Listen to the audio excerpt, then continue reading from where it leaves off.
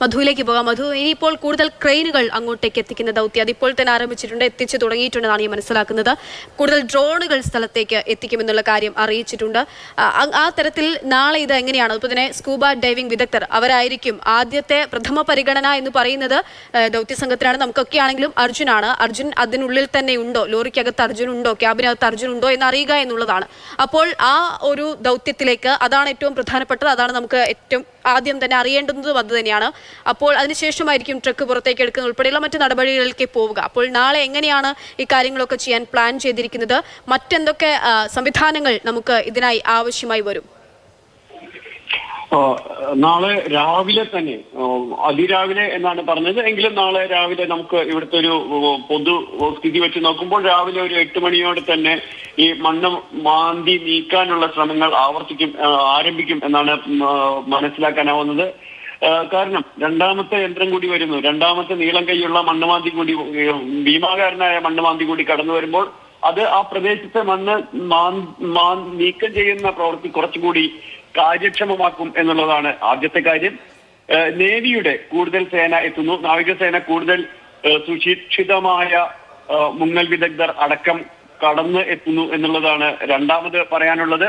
അപ്പോഴും അവരെ സംബന്ധിച്ചിടത്തോളം പ്രധാന പ്രശ്നം കലങ്ങി വരുന്ന ഇത്രയേറെ ചെളി അടിഞ്ഞു കൂടിയിരിക്കുന്ന ഒരു താഴേക്ക് കടന്നു ചെല്ലുക എന്നുള്ളത്, അത് നീക്കി മാറ്റാതെ ചെന്നെത്തുക ഏറെക്കുറെ അസാധ്യമാണ്. പക്ഷെ അതിനുള്ള മാർഗങ്ങളാണ് ഈ മണ്ണുമാന്തികൾ നിർവഹിക്കുന്നത്. അത്തരത്തിലുള്ള ആ ചെളി നീക്കം ചെയ്യാൻ കഴിയുകയാണെങ്കിൽ അതിനുശേഷം മുങ്ങൽ വിദഗ്ധർക്ക് അധികം വൈകാതെ ഇതിന് താഴേക്ക് കടന്ന് എത്താൻ കഴിയും എന്നുള്ളതാണ് രണ്ടാമത്തെ പ്രധാനപ്പെട്ട കാര്യം. മൂന്നാമത്തേത്, കൂടുതൽ അക്ഷയ് പറഞ്ഞ പോലെ തന്നെ ഡ്രോൺ ബേസ്ഡ് ഇന്റലിജൻസ് എന്ന് പറയുന്ന വിധത്തിൽ പുതഞ്ഞിരിക്കുന്ന വസ്തുക്കൾ എവിടെ, അതിന്റെ സ്ഥാനങ്ങൾ എന്ത്, അതിനുള്ളിൽ എന്നൊക്കെ കാണാൻ കഴിയുന്ന വിധത്തിലുള്ള കരസേനയുടെ സംവിധാനം അവിടേക്ക് എത്തുന്നു. നാളെ ഉച്ചയോടെ ഏതാണ്ട് ഒരു 1 മണിയോടെ അല്ലെങ്കിൽ 2 മണിയോടെ ഇത് പ്രവർത്തന സജ്ജമാകും എന്നുള്ളതാണ് സേനാ വിഭാഗം അറിയിച്ചിട്ടുള്ളത്. പക്ഷേ അത് എത്തുന്നതിന് മുമ്പ് തന്നെ ഒരുപക്ഷെ ഈ ഇതുമായി ബന്ധപ്പെട്ട കാര്യങ്ങൾ കുറെ കൂടി കൃത്യത കൈവരിക്കാൻ കഴിയും രാവിലെ മുതൽ ആരംഭിക്കുന്ന ഈ പ്രവൃത്തി കൊണ്ട് എന്ന് പ്രതീക്ഷ വച്ചു പുലർത്തുന്നുണ്ട്. നാവികസേന ഏതു വിധത്തിലാണ് ഡ്രഡ്ജ് ചെയ്ത് ഈ ചെളി നീക്കാൻ പോകുന്നത്? കാരണം മുങ്ങൽ വിദഗ്ധരെ സംബന്ധിച്ചിടത്തോളം എളുപ്പമല്ല. ഞാൻ നേരത്തെ പറഞ്ഞ ചെളിക്ക് അപ്പുറത്ത് വലിയ കുത്തൊഴുക്കുമുണ്ട്. മഴ കൂടി പെയ്യുകയാണെങ്കിൽ അവിടേക്ക് നിൽക്കുക, ഈ തിരിഞ്ഞു വരുന്ന നദിയിലെ ചുഴികളും വലിയ തോതിൽ അപകടം ഉണ്ടാക്കും എന്നുള്ള ആശങ്കയുണ്ട്. അത് ഒരു കടൽ തട്ടിനടിയിൽ കിടക്കുന്ന ഛേദം സംഭവിച്ച കപ്പലുകളെ തിരിച്ചെടുക്കാൻ ശേഷിയുള്ള ആളുകളാണ്. പക്ഷെ അതിന് അപ്പുറത്തുള്ള വലിയ ഒഴുക്കുണ്ട്. ആ ഒഴുക്ക് കൊണ്ടുവന്ന് നിറയ്ക്കുന്ന മണ്ണും ചെളിയുമുണ്ട്. അത് മാറ്റിയതിന് ശേഷമേ അവർക്ക് അവിടേക്ക് എത്താനാവൂ.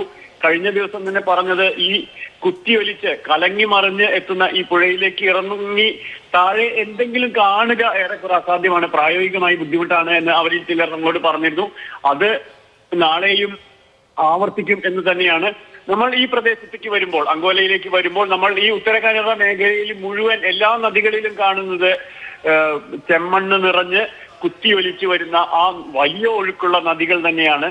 ആ നദികൾ തന്നെയാണ് അറബിക്കടലിൽ പതിക്കുന്നതിന് മുമ്പായി പലതും ഗംഗാവല്ലി പുഴയിലേക്ക് സംഗമിക്കുന്നത്. അതുകൊണ്ട് തന്നെ അത്തരത്തിലുള്ള ഒഴുക്കുണ്ട്. ഈ മഴക്കാലത്ത് ഈ മേഖലയ്ക്ക് പലപ്പോഴും ഒരു ചുവപ്പ് രാശിയാണ് എന്ന് നമുക്ക് തോന്നാറുണ്ട്. കാരണം മണ്ണ് ഒലിച്ചുപോയി നദീജലത്തെ തീർത്തും കലങ്ങി മറിഞ്ഞ് ഇരമ്പിപ്പാഞ്ഞു പോകുന്ന ഒരവസ്ഥയുണ്ട്.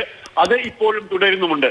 അതിനിടയിൽ വേണം ഈ തെരച്ചിൽ എന്നുള്ളതാണ്. കലുതുള്ളി ഒഴുകുന്ന, കുത്തിയൊലിക്കുന്ന, ശക്തമായിട്ടുള്ള അടി ഒഴുക്കുള്ള ഉഗ്രരൂപ ആയിരിക്കുന്ന ഗംഗാവലിയിൽ നിന്ന് വേണം അർജുനെയും ആ ലോറിയെയും ഒക്കെയും കണ്ടെടുക്കാനായിട്ട്. അതിന്റെ തീർത്തും ശ്രമകരമായിട്ടുള്ള ദൗത്യത്തിലേക്ക് ആണ് ഇനി നമ്മൾ കടക്കാൻ പോകുന്നത്, ദൗത്യസംഘം കടക്കാൻ പോകുന്നത്.